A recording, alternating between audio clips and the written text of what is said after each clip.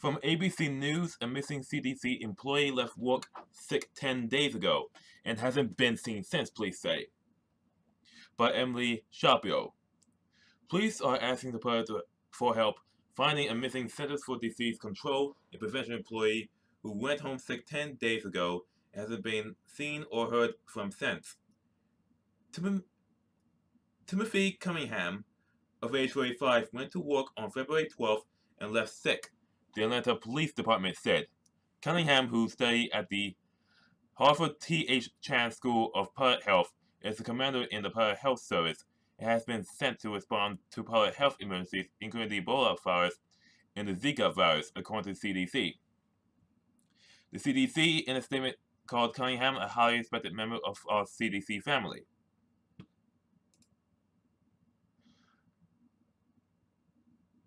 Police said it was unusual for Cunningham not to contact his family. Cunningham's parents said they found his phone, wallet, car, and keys, as well as his dog, at his home, reported ABC affiliate WSB in Atlanta.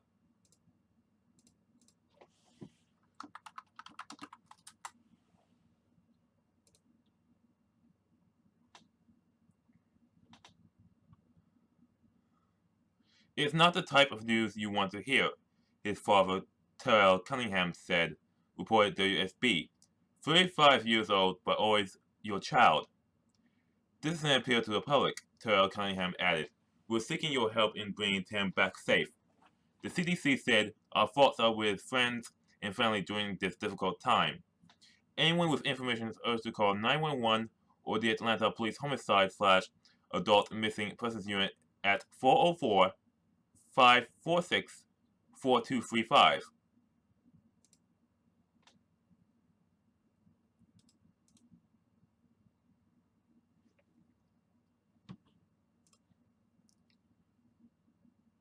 Shakari loses bid to stop manipulation conviction. From the Words.com, a federal judge on Friday refused to overturn former drug company executive Martin Shkreli's conviction of scheming to manipulate his company's stock price. U.S. District Judge Kaio Matsumoto said at a court hearing in Brooklyn that there was enough evidence to support a jury's verdict last August that Shkreli tried to prop up the price of shares in Retrophin, Inc. That's RTRX.O by directing people he knew not to sell them. Shkreli, who was ordered jailed in September after he put a $5,000 bounty on Hillary Clinton's hair in a Facebook post, was present at the hearing, sporting a new beard and smiling at times. Shkreli, 44, became known as Pharma Bro after raising the price of an anti-infection drug, Darapin, by over 5,000% in 2015.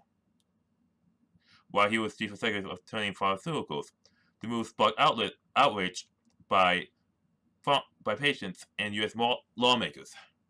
His criminal convictions are unrelated to Darapin, stemming instead from securities fraud charges brought in December 2015. In addition to the stock manipulation charge, Shkreli stands convicted of lying to investors in two hedge funds he controlled, MSNB Capital and MSNB Healthcare. Matsumoto did not rule on the key issue at Friday's hearing, the amount of financial loss for which Shkreli was responsible, which could play a key role in March 9th sentencing.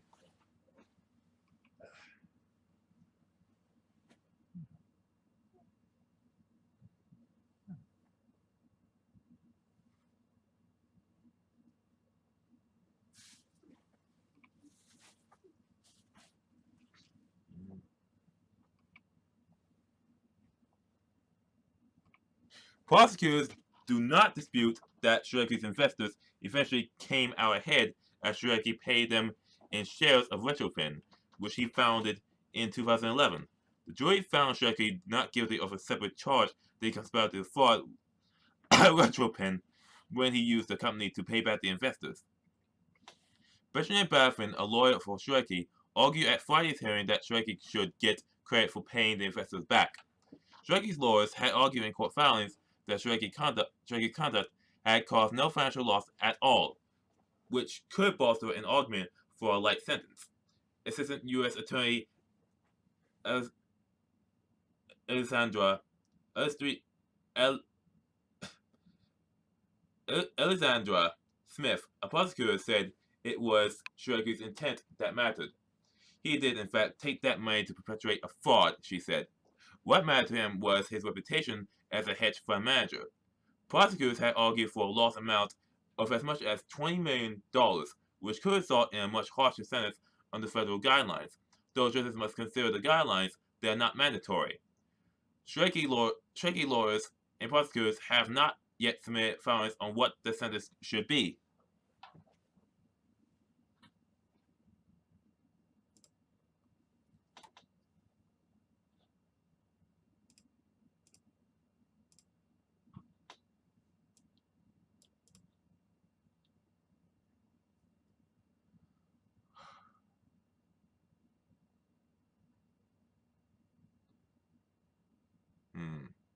What's next?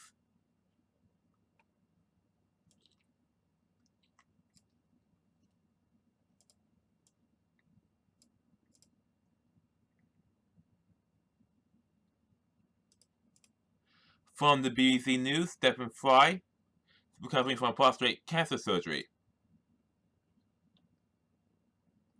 Stephen Fry is recovering from surgery from prostate cancer and said it all seemed to go pretty well. The broadcaster who had his operation in early January said on his website they took the prostate out, adding, "So far as we know, it's all been got." He said it was an aggressive cancer, but it doesn't seem to have spread. The former QI host added, "For the moment, I'm fit and well and happy, and I just wanted to let you know because rumors have started to swirl." In a video on his site, he said, "You have to recover, and that's what I've been doing." He said his family and my darling husband, Elliot Spencer, had been just marvelous. He was hoping I got another few years left on this planet because I enjoy life at the moment, and that's a marvelous thing to be able to say. And I'd rather it didn't go away, he added.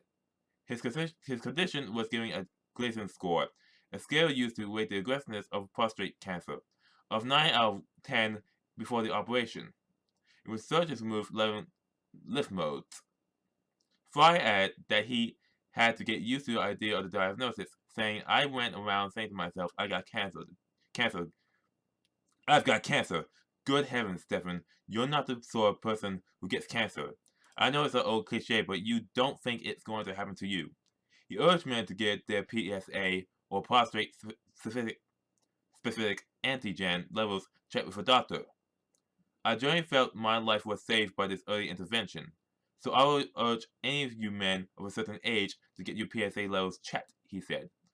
NHS Choices says there are pros and cons of having the test, which can be unreliable and cause unnecessary worry. Fans, including some fans' names, sent good wishes on Twitter. The 60-year-old stepped down last month as host of the BAFTA Film Awards. He was replaced by Jonathan Lumley at last week's ceremony. A prolific broadcaster and writer, he hosted BBC's two irreverent quiz show, QI, for 13 years, and starred in ITV's comedy series Jeeves and Wooster, as well as BBC's comedy Blackadder with Rowan Atkinson. It's mixed with tones were used for the Harry Potter UK audiobooks, while his own books include 3 volumes of autobiography. In 1997, he played Oscar Wilde in the film Wilde, and directed Bright Young Things in 2003. His documentary Stephen Fry's The Secret Life of the Manic Depressive won an Emmy Award in 2007.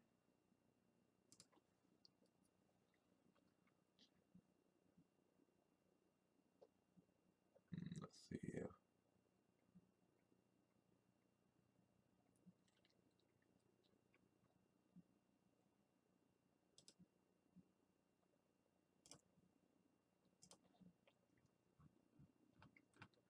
For the Los Angeles Times, Citigroup will refund customers $335 million after discovering it charged too much credit card interest.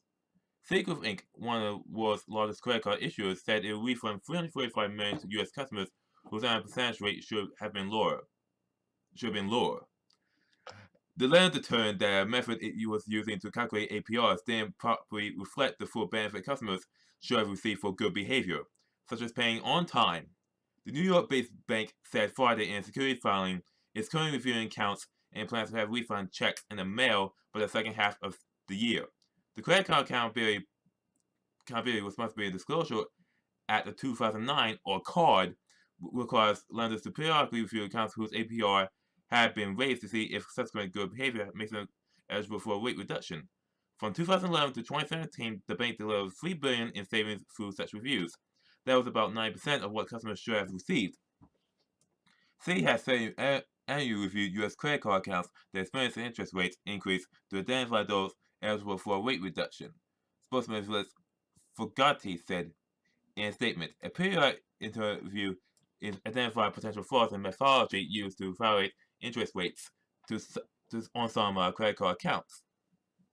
The issue is a setback for Chief Executive Officer Mike Cobalt, who has tied some of the bank's future growth on expanding its credit card operation. In 2015, the bank was ordered to pay $7 million to customers and fine $7 million. $700 million to customers and fine $70 million of illegal practices related to its marketing of card add-on products. In the latest case, Citigroup will issue refunds or in some instances reduce an account balance for 1.75 million affected accounts, the bank said. That works out to an average of about $190 an account, including interest owed. More than half of those affected should have gotten bigger rate cuts, while the rest were entitled to a reduction but didn't get one. Citigroup managed a total of 250 million accounts across its branded and retail partner cards during the period in question, and currently has about 120 million accounts. The company will fine customers who no longer had an account with the bank and make sure they receive a refund. If the lender discovers the flaws on its own instead of reporting it to regulators, according to the filing, the lender discovers the flaws on its own instead of reporting to the regulators, according to the filing. It didn't find any evidence of misconduct. The Consumer Financial Protection Bureau oversees lenders' compliance with the Card Act. The article is from Duncan Campbell, and he writes for Bloomberg.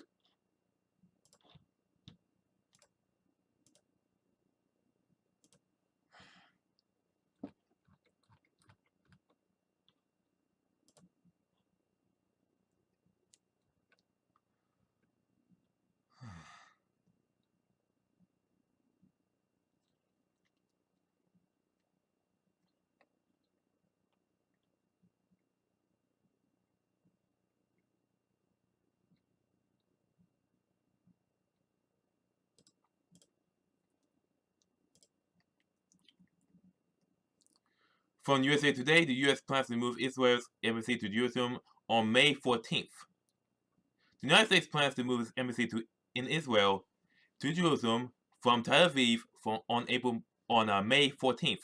Stephen Goldstein, Undersecretary of State for Public Diplomacy, said Friday.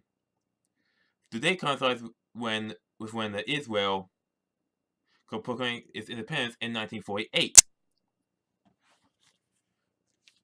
Secretary of State Rex Tillerson approved a security plan for a facility in Jerusalem Thursday evening, Goldstein said.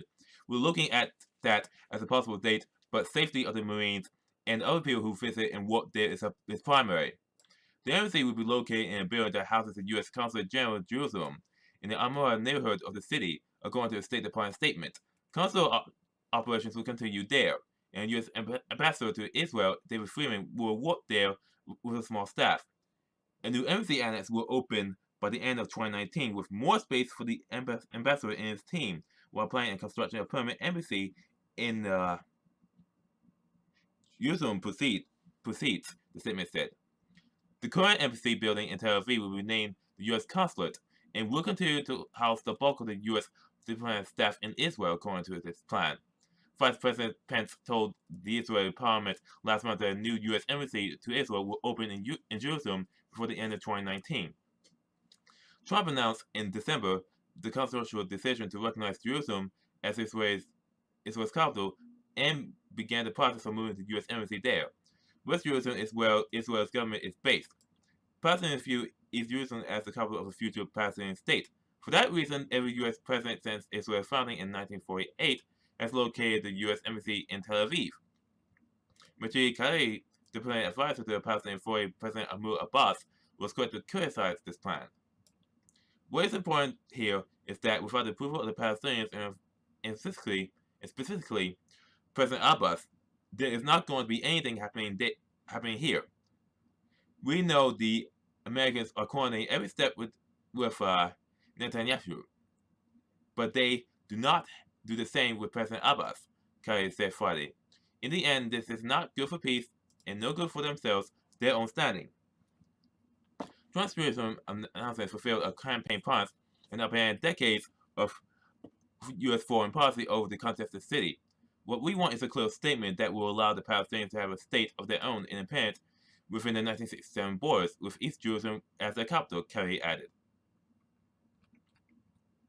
The Palestinian Liberation Organization Secretary General Saeed Erekat said the move shows the determination of the U.S. administration to violate international law, destroy the two-state solution, and provoke the feelings of the Palestinian people, as well as all Arabs, Muslims, and Christians around the globe.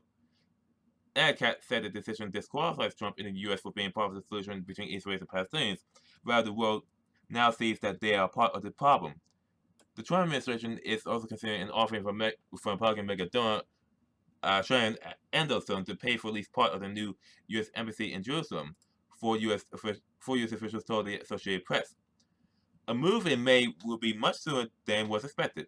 The announcement comes a day after Nikki Haley, the U.S. ambassador to the nation's total crowd at the University of Chicago Institute of Politics, that Trump's plan for Israeli-Palestinian peace is close at hand. They're coming up with a plan. It won't be loved by either side, and won't be hated by either side, Haley said. According to the Jerusalem Post, I think they're finishing up. Aaron David Miller, a foreign U.S. peace mediator for Israeli-Palestinian talks, called the Jerusalem move a real cosmic oive moment. On the eve of the ultimate peace deal may move the U.S. embassy on Israel's Independence Day. Really? Miller wrote on Twitter. Dan Shapiro, former President Barack Obama's ambassador to Israel, responded, "The die is cast. The embassy is moving. It belongs in Jerusalem. The priority now is for the Trump administration to place the decision in the context of a realistic two-state solution, including Palestinian aspirations for the capital in East Jerusalem," Shapiro said.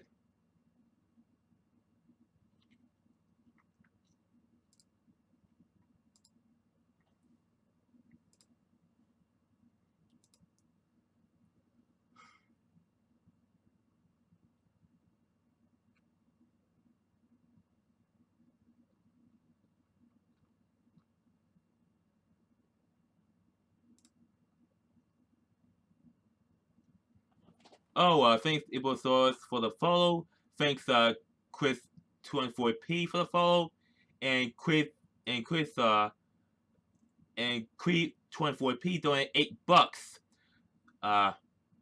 And with the shout out to, let me look it up for you. Shout out to my boy Hakim Hamid.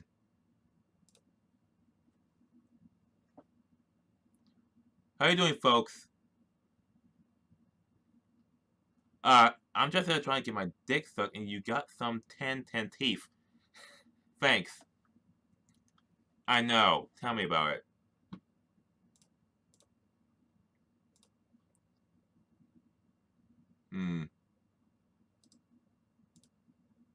Okay, for more news from the KYT, CBS, budget cuts could close Kentucky's Poison Control Center.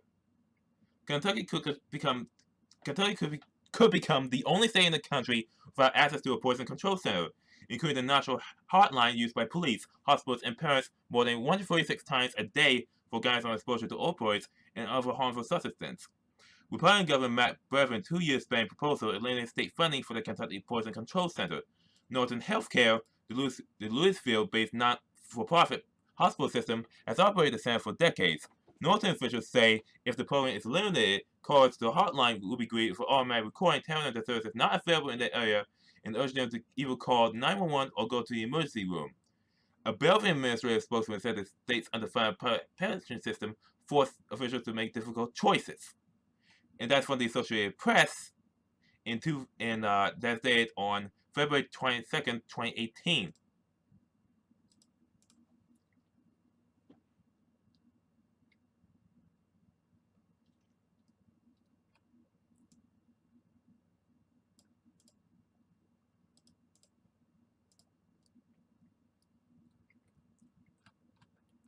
from the engineer.co.uk, a 10,000-year clock gets lowered into the Texas mountain. All for you this week comes courtesy of the Long Now Foundation, which has just begun installing a mechanical clock in West Texas Mountain that will keep time for 10,000 years. Conceived by U.S. engineer and entrepreneur Danny Hills, the Clock of the Long Now aims to shift humanity's thinking away from the immediate, inspiring a long-term view of the world and our place in it. The mechanism is made primarily from special grades of stainless steel, titanium, and drive-running current ball bearings. It has been designed to run with minimal intervention and maintenance, harvesting energy from temperature fluctuations between day and night. The clock will tick just once a year with a century hand marking every 100 years, and a cuckoo making an appearance every millennium. Amazon's Jeff Bezos, a supporter of the project, has pumped $42 million into it as encouraged people to visit the temporary monument, but warned them that doing so will take commitment. The nearest airport is several hours away by car, and the foot trail to the clock rises about 2,000 feet above a valley.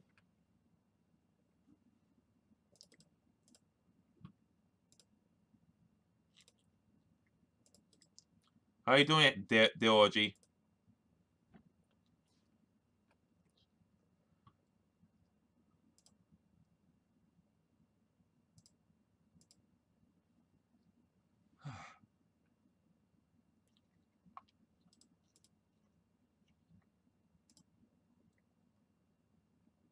A 30-year-old Las Vegas man accused of trading the digital currency Bitcoin to launder drug money has pleaded not guilty to federal charges in San Diego. This from Channel 3 News NBC from Las Vegas. Records show that Morgan Raccoons was ordered held Thursday by the U.S. Magistrate Judge Jan Alder in San Diego, pending a March 6 detention hearing on charges also including operating and licensed money transmitting business. Raccoon's attorney, David Chestnut in Las Vegas, was in court Friday and was not immediately able to comment. Oh, did I get a haircut? Yes, I did. Yes, I did.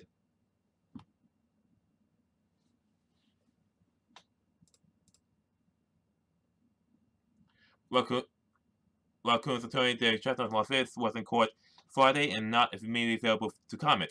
Raccoon was arrested February 9th in Las Vegas, in what Chestnut told the Las Vegas Review-Journal may be the first case of its kind in Nevada. Raccoon is accused of accepting $14,500 from an undercover officer in exchange for $9,200 worth of Bitcoin in a bid to conceal products from the illegal sale of hash oil.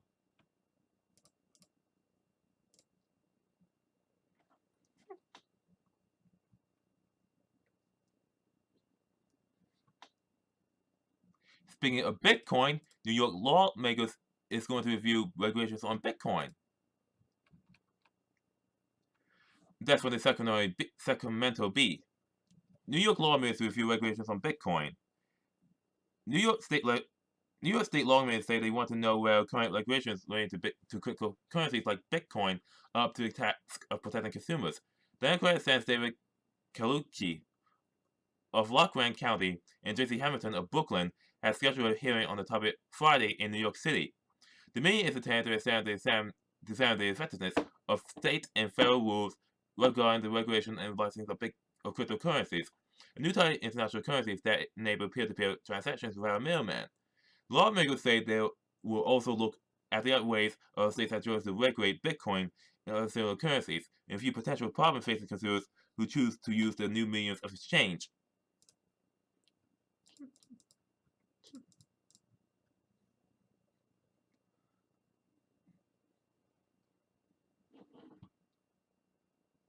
Endorse Source just donated $5. I'm sorry, keep doing what you're doing. Shout out to my boy, Daoud Abian Khan. That's Abian Khan.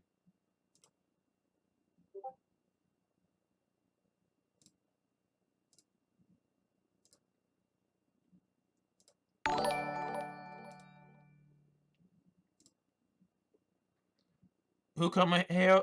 A barber. What else?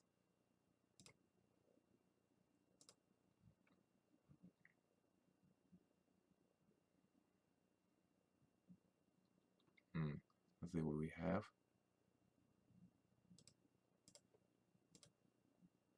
In China, Chinese regulator seizes control of Airbank Insurance with its chairman prosecuted for economic crimes. The news breaking overnight, China's government has seized control of the Anbang Insurance.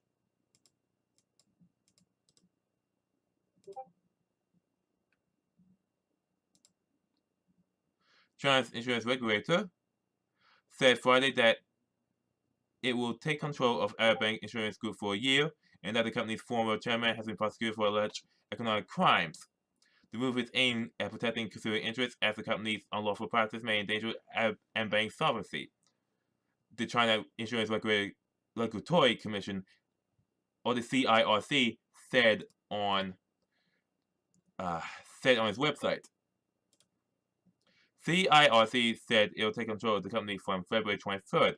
It will maintain the company as a private enterprise even amid an equity restructuring, and Bank's debts and obligations will not be impacted, it added. Separately, the Shanghai Prosecutor's Office said in a one-sentence statement on its website on Friday that Wu has been charged with fundraising fraud and embezzlement. Best known for his 2015 purge of the New York landmark Waldorf Astoria Hotel, Anbang's troubles has been brewing for some time. Last May, the CIRC suspended the Beijing-based insurer from issuing new products for 3 months, as they singled out one of the insurance product designs that deviates from the fundamentals of insurance. A month later, Anbang said its then chairman, Wu Xiaohui, was no longer able to fulfill his duties. The latest development on Friday came in at Beijing's crackdown on high debt levels. The Chinese government has also been scrutinizing overseas deals by domestic companies as part of a massive effort to control potential systematic risks. Anbang has built up his position in the financial industry very aggressively over the past couple of years and used a lot of leverage, said Hao Hong, research head and chief strategist of China's Bank of Communications. The regulators want people to expand properly and taking proper risk and not overstaying leverage, Hong added. Some companies have used substantial leverage while aggressively expanding, running the risk of endangering the entire financial system by adding on systematic risk, Hong told CNBC. At the same time, I would say because of the aggressiveness and because of the eagerness to expand business, some of them may be engaged in some wrongdoings, and now they are getting found out, he added. That's nice, In Flames. That's nice.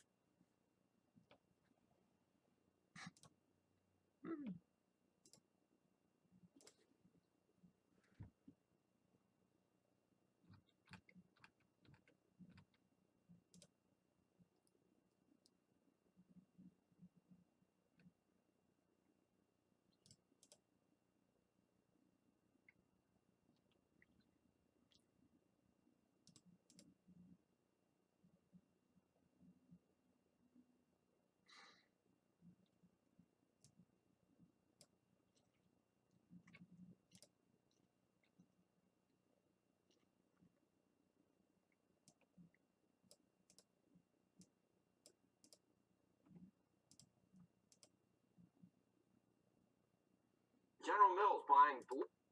Another report from CNBC: General Mills to buy natural pet food company Blue Buffalo for about $8 billion in cash. General Mills is moving into the pet food business with a deal to buy Blue Buffalo pet products for roughly $8 billion in cash. General Mills offers a price of $40 per Blue Buffalo share, representing a premium of 17.2% to Blue Buffalo's closing price on Thursday. Blue Buffalo shares shows more than 16% on Friday morning, while General Mills shares fell 3.5%. General Mills says it expects to finance the transaction with debt and cash on hand, along with about $1 billion in equity. The company expects the deal to close by the end of 2018. The deal gives the Betty Crocker owner a path into the quickly growing pet food category, as sales of traditional packaged foods continues to slow. For Blue Buffalo, it gives a strong distribution foothold to big box retailers, outlets the pet food maker only began to explore last year when it began selling in stores like Target. Pet food and care remains a point in the consumer industry. In 2017, consumers spent $20 billion on pet care, $10 billion of which was on dog food, according to Nielsen. The booming business of pet care has attracted investment from traditional consumer companies, including those that want to fortify their pet business and those like General Mills that want to jump into it fresh. M&M owner Mars have been building its pet business. It includes the Lance Pedigree and Whiskas brands to help compensate for slowing confectionery sales. It has aggressively bumped up the business, including the 2017 acquisition of the animal hospital company VCA Inc. for $9.1 billion. Jam owner J.M. Smucker bought Big Heart Pet Brands for roughly $6 billion in 2015, marking its interest into the pet industry. Manufacturing food for pets and humans requires similar equipment, so it's not hard for a traditional food company to move into this space, industry experts say. General Mills plans to acquire Blue Buffalo come as all traditional food companies are on alert about applying 3G Capital, the backer of Kraft Heinz, known for its ferocious appetite to acquire food companies, and its ruthless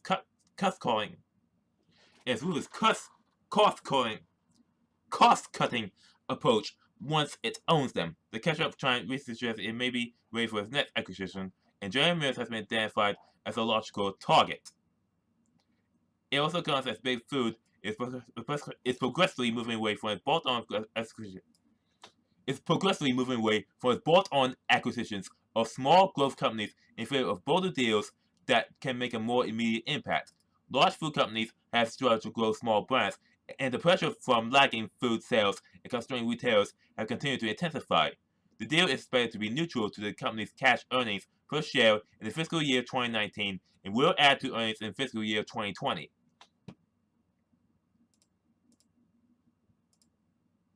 How are you doing, Campbell 19?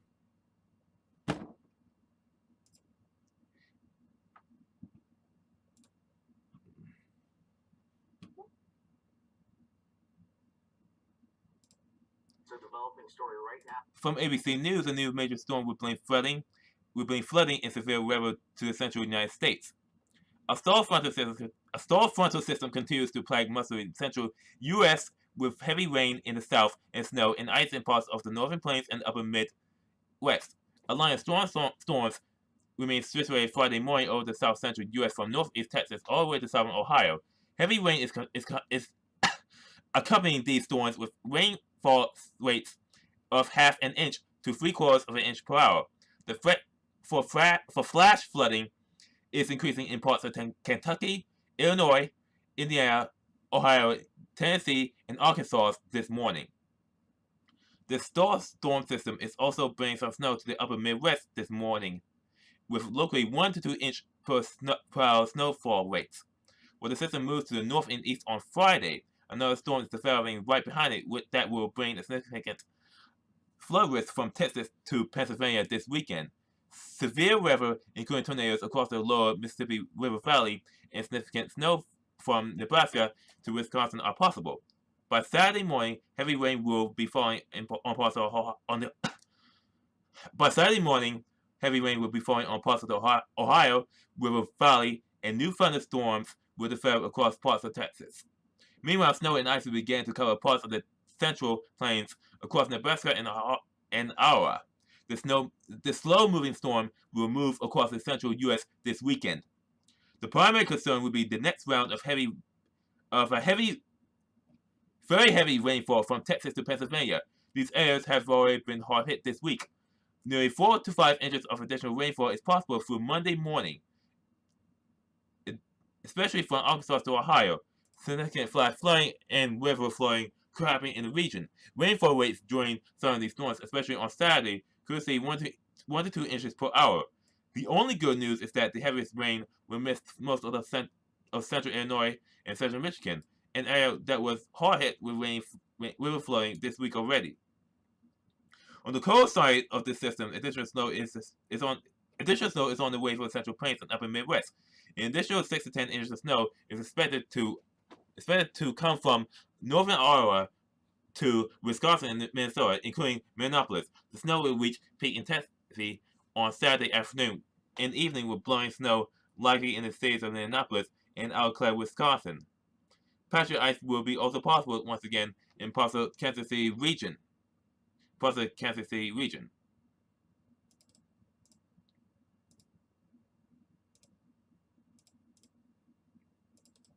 Oh, how you doing, WAF 1337? Oh, Flame, what am I doing? I'm just reading news. Reading news articles.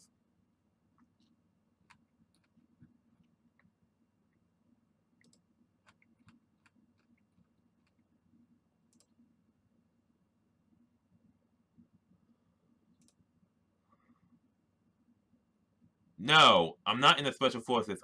No. This jacket here is actually a cosplay jacket based on the anime Psycho Pass. I'm not in the Special Forces.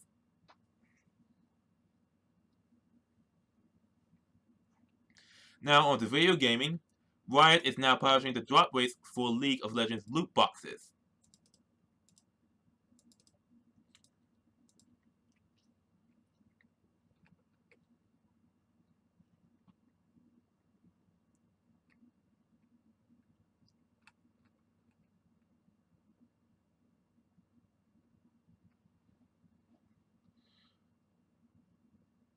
And no, I don't rap.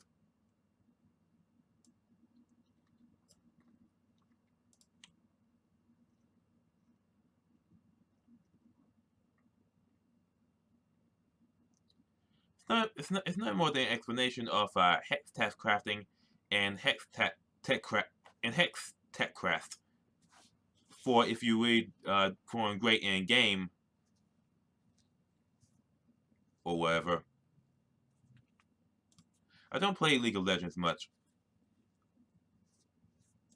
Do we do Pursuit of Sciences? What is the Pursuit of Science?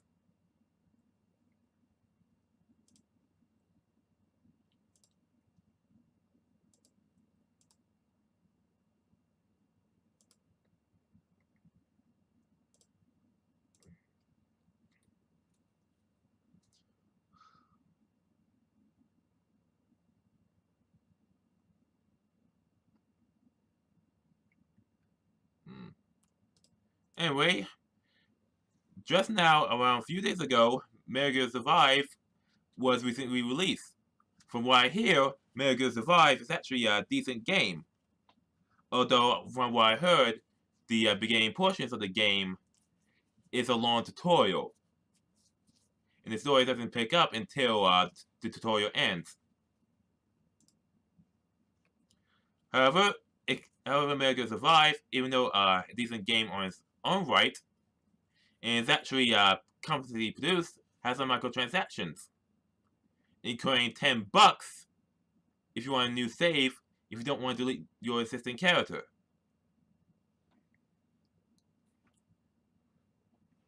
It reads, each new character you create in Metal Gear Survive will cost $10 if you don't want to delete your first one. Keeping your existing character essentially means creating another save file. No, I don't own Super Smash Bros. No, I wish I owned Super Smash Bros, but I don't. I don't have a Nintendo Wii or a Nintendo Switch. Sorry. Keeping your existing character essentially means creating a save file for your new one, and IGN has confirmed that each new save file costs 1,000 survivor coins. You can buy 1,150 coins for $9.99. Metal Gear Survive's microtransactions were confirmed last month, but not all details of what you could purchase with them. Save files, for example, were explained. Metal Gear Survive released this week on February 21st for the PC, PlayStation 4, and Xbox One.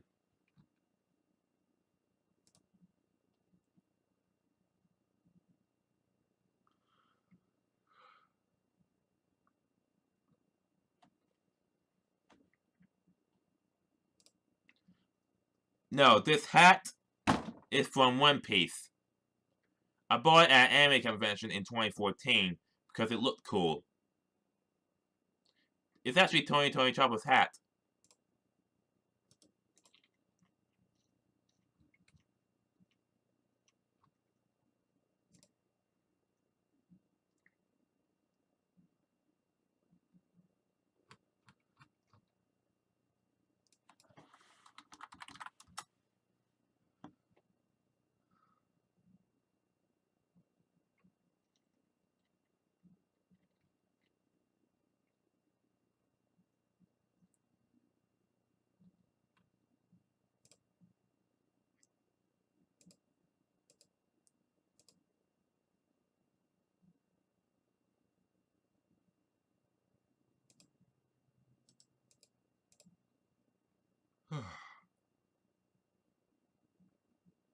No, John, no.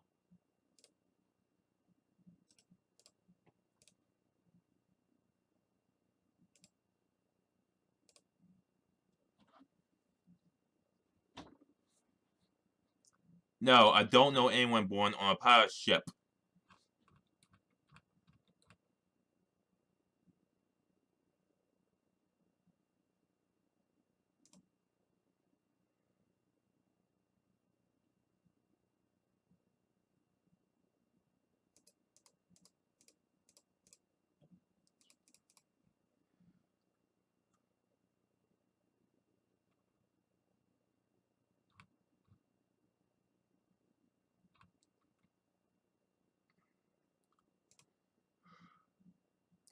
That's my normal face.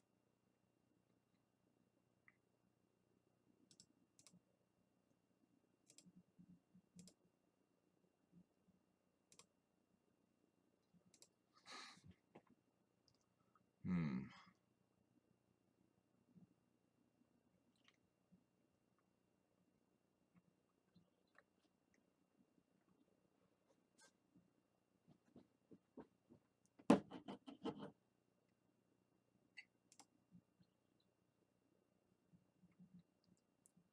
Japanese engineering researchers say they create a tiny electronic light the size of a firefly, which rides waves of ultrasound, and could eventually figure in applications ranging from moving displays to projection mapping. Named, named Luciola for its resemblance to the firefly, the featherweight levitating particle weighs 16.2 milligrams, has a diameter of 3.5 milligrams or 0.14 inches. It emits a red glimmer that can just about illuminate text. But its minuscule size relays the power of the 285 microspeakers emitting ultrasonic rays that hold up the light. It has a frequency inaudible to the human ear, allowing Luciola to operate in apparent total silence. It took 2 years for Luciola to get this far, says circuit design specialist Makoto Takamiya, a member of the Kawahara Universal Information Network project that developed the device. Ultimately, my hope is that such tiny objects will have smartphone capabilities and be built to float about, helping us in our everyday lives in smaller ways, said the University of Tokyo professor, who hopes that it will be commercially viable in 5 to 10 years. The developers expect Luciola to find applications in the so-called Internet of Things, in which regular objects such as cars or domestic appliances such as air conditioners are connected to networks to send and receive data. Equipped with movement or temperature sensors, Luciola could fly to such objects to deliver a message or help to make moving displays with multiple lights that can detect the presence of humans or participate in futuristic projection mapping events. The Kawahara Universal Information Network project is a government-funded program that is part of the Japan Science and Technology Agency and explores advances in information and communication technology.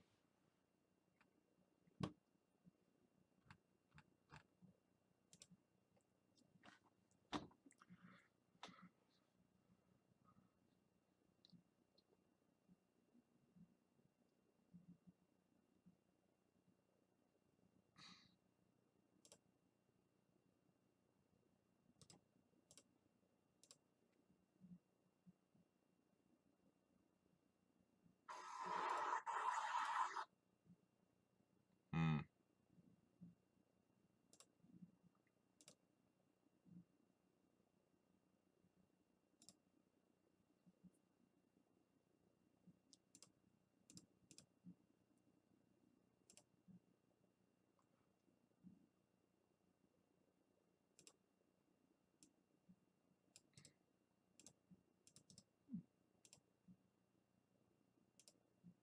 There you go, In Flames.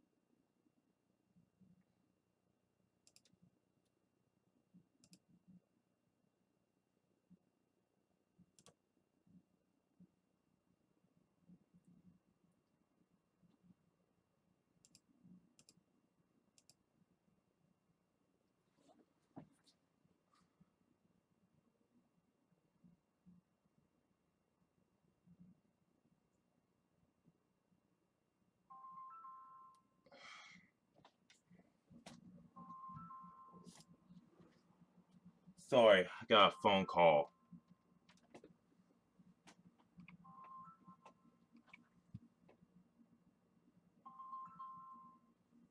Hello?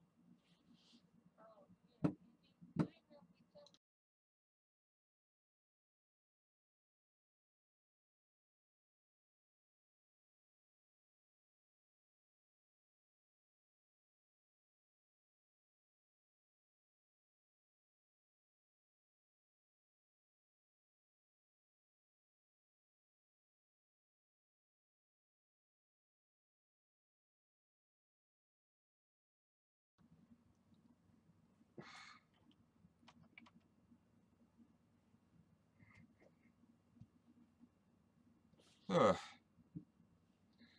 Oh, that Digimon video that Digimon video you just gave me? Very interesting. I actually saw the entire Digimon series, the first 3 seasons of Digimon. Modern classic. It's actually a classic.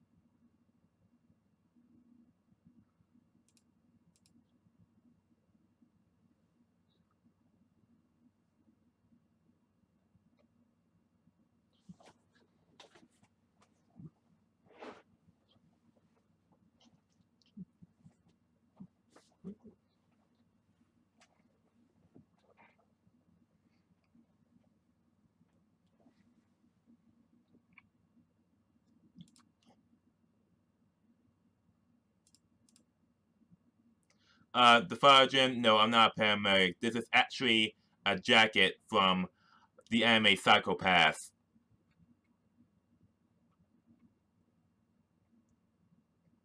Seriously, if you scroll down the video page, you're going to see an FAQ. And it says here the jacket is from Psycho Pass. It's a standard jacket issued by the inspectors of the Ministry of Welfare's Public Safety Bureau Criminal Investigation Department. How come you never put cosplay of Digimon? Because I don't have the money.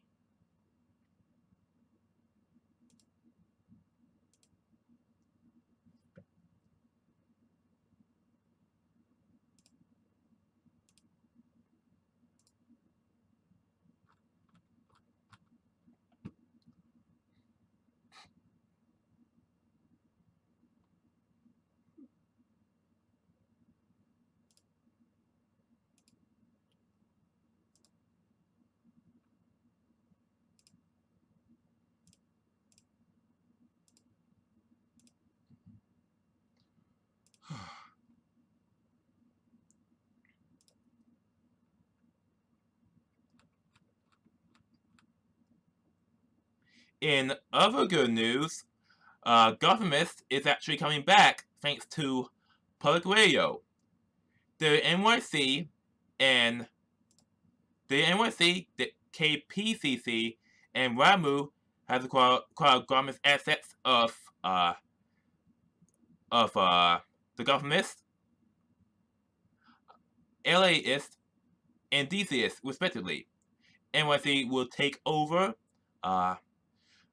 The NYC will take over. Governance. Wait. Yeah, DNA info. Yeah, basically, the NYC will take over. Gothamist. KPCC will take over the LAist, and WAMU will take over DCist. All three of these web blogs usually create local news. They create local news stories. They cover local areas, and they done big stories.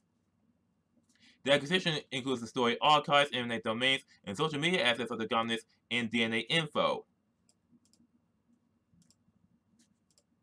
The acquisition is being funded in large part through generous donations from 2 anonymous donors who are deeply committed to supporting local journalism initiatives and the station partners.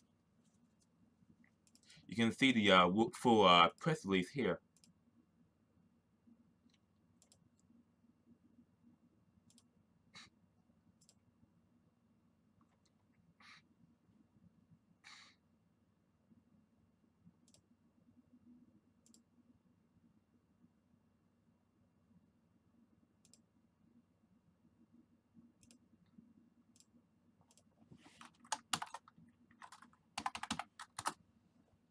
Scroll down the video. Scroll down the video page, Pole Crusader. Scroll down.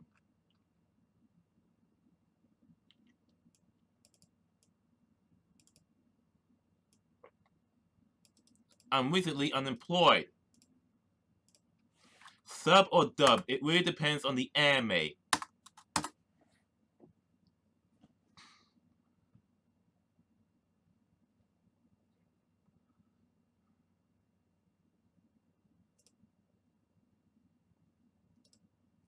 Canadian federal budget to spend up to $1 billion on cybersecurity. The funding package will cover measures to protect 2019 elections from Russia. Next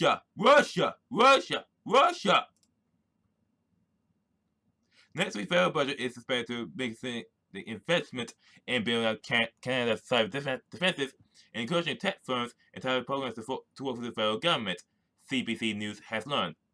Several government sources say up to $1 billion has been requested by federal departments to address a growing number of cybersecurity issues across multiple departments and agencies. Details about which agencies will get funding and where the money will be spent are still being ironed out. Federal ministers will be briefed on the exact allocations on Sunday, but sources familiar with this request, of course, multiple departments. And this is in Canada, not in the United States. A major portion of the money will go to fund a long overdue update of the national cybersecurity strategy, first introduced by the former Conservative government in 2010. The revised strategy will not be in the budget itself. It is expected to be rolled out later this year by Public Safety Canada.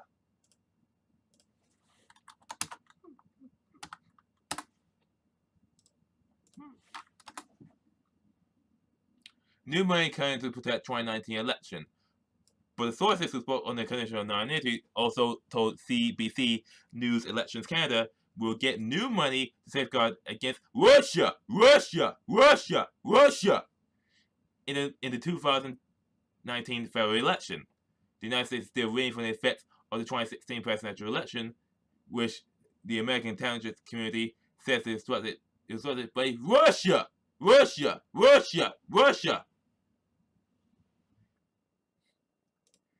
The budget of the Communications Security Establishment, the arm of the National Defense, which collects state intelligence and helps protect federal computer networks, will get a boost. The agency is about to receive important new powers. Paul Crusader, please scroll down my video. You'll see an FAQ section. Scroll down until you see the words FAQ.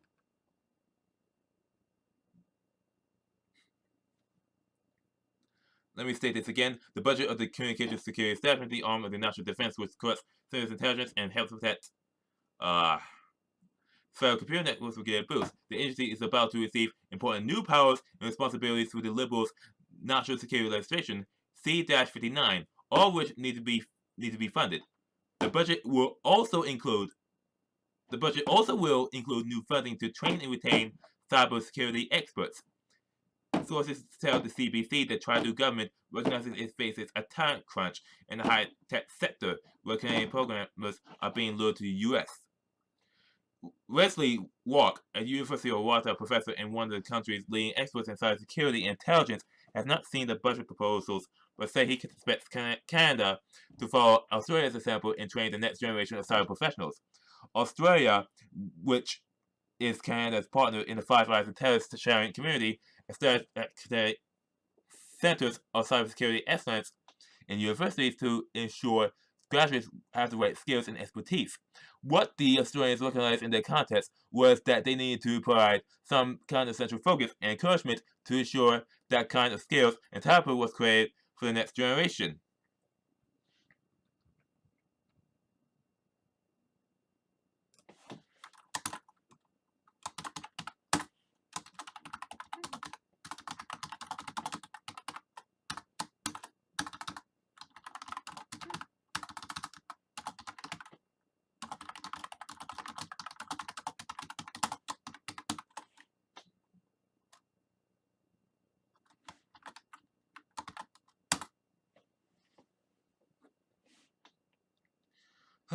Again, Australia was Canada's part of the Five Eyes intelligence sharing community, established Canada's Centers of Cybersecurity Excellence in universities to ensure let me start over again. Wesley Clark, a University of Ottawa professor in one of the country's leading experts on cybersecurity and intelligence, has not seen the budget proposals,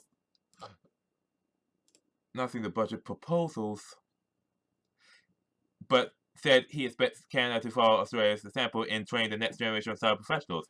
Australia, which is Canada's partner in the Five Eyes intelligence sharing community, established Canadian Centers of Cybersecurity Excellence in universities to ensure graduates have the right skills and expertise. What the Australians recognized in the contest was that they needed to provide some kind of central focus and encouragement to ensure that kind of skills and talent was created for the next generation, said Walk. Meanwhile, there has been a lot of debate in Canada about how to leverage the military to address the cyber skill shortage amid its ongoing needs for people with sophisticated technical skill sets. Some cite Israel's practice of encouraging its former cyber warriors to establish high-tech private sector consulting companies after they leave military service, which in turn can fail the government's cybersecurity needs. The Liberal government's recently released defense policy talked about establishing a cyber special forces contingent staffed exclusively with reservists, part-time soldiers drawn from high-tech private sector companies. Many expect the budget will contain funding for cyber code development, something that could be worked out through Innovation, Science, and Economic Development Canada, which is the Department of Information Science and Economic Development. Code development would allow government solutions and agencies to work with Canadian companies to come up with cybersecurity solutions, both software and hardware, instead of buying off-the-shelf tech from the US or elsewhere. Observers also expect the budget to include a line reference to yet to be developed national data strategy. The federal government apparently is concerned about the sovereign protection of data for both individuals and the commercial sector. In developing the strategy, the federal government plans to ask itself and Canadians questions about who owns the data on individuals and how that information is used. The goal is to make Canada more competitive in a world where data has become a viable commodity. The Council of Canadian Innovators, which represents leading edge companies, said it is eagerly awaiting the contents of the budget, and a statement underlines the importance of acting now. Security and sovereignty are closely linked, and building domestic capacity in cyber is critical. Not an option, but what all advanced economies are doing, said Benjamin Burgeon, the Council's executive director. We want to see a strategy that allows domestic cyber innovators to be at the center of government cyber strategy, that allows the government to buy more from Canadian cyber innovators, and that recognizes both the need to build up Canada's pool of skilled cyber talent, as well as keep this talent in Canada. Walk said a lot of the ideas are interesting, but warns people not to get too excited about the $1 billion Canadian figure, which he believes could be on the low side of what the federal government should be spending.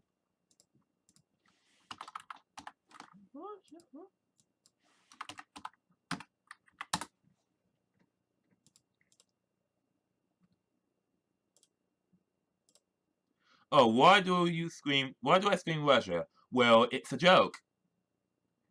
The United States, well, particularly the U.S. Democratic Party, is terminally and xenophobically obsessed with Russia ever since they lost the 2016 presidential elections.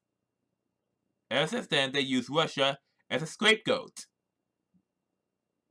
for their electoral problems.